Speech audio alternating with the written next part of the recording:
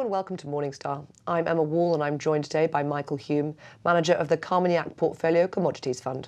Hi Michael. Hi Emma. So you're here today to do your 3 stock picks. The first, I believe, is actually a short. What stock's that?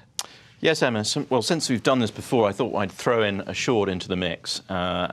We do have an option in our fund to have a diversified basket of shorts. My short pick, topically, would be Neste Oil.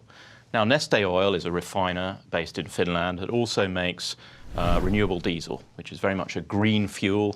The company touts its low carbon intensity qualities and a number of other positives. And it's benefited over the last few years from very high levels of, effectively, of subsidies, of credits, both in the US and through various European legislation incentives towards renewable fuels. Now, why do I think that's a short? Well, A, it's very expensive. B, Neste's primary business is to produce normal diesel.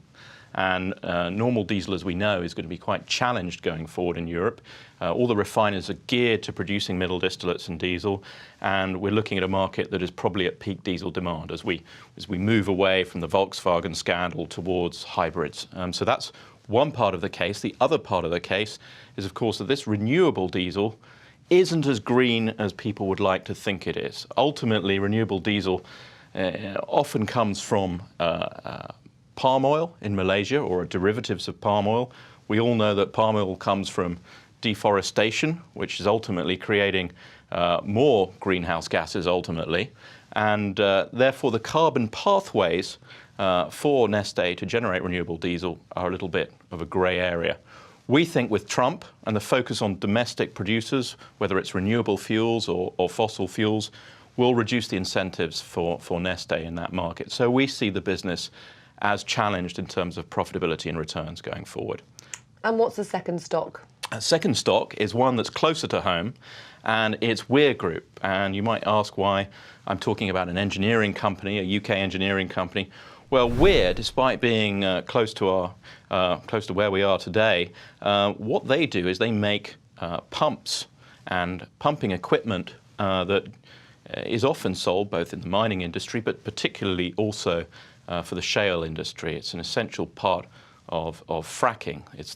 The pumps provide the pressure that drives the water and the sand down the hole into the well and into those areas where you frack. And so those pumps are essential pieces of kit. And guess what? If you're pushing thousands of gallons of water down a well at very high pressure with very abrasive contents like sand, you're going to wear those pumps out pretty quickly. And as we ramp up again in the Permian, Weir's pumps will be very much in demand. We think it's one to watch in 17.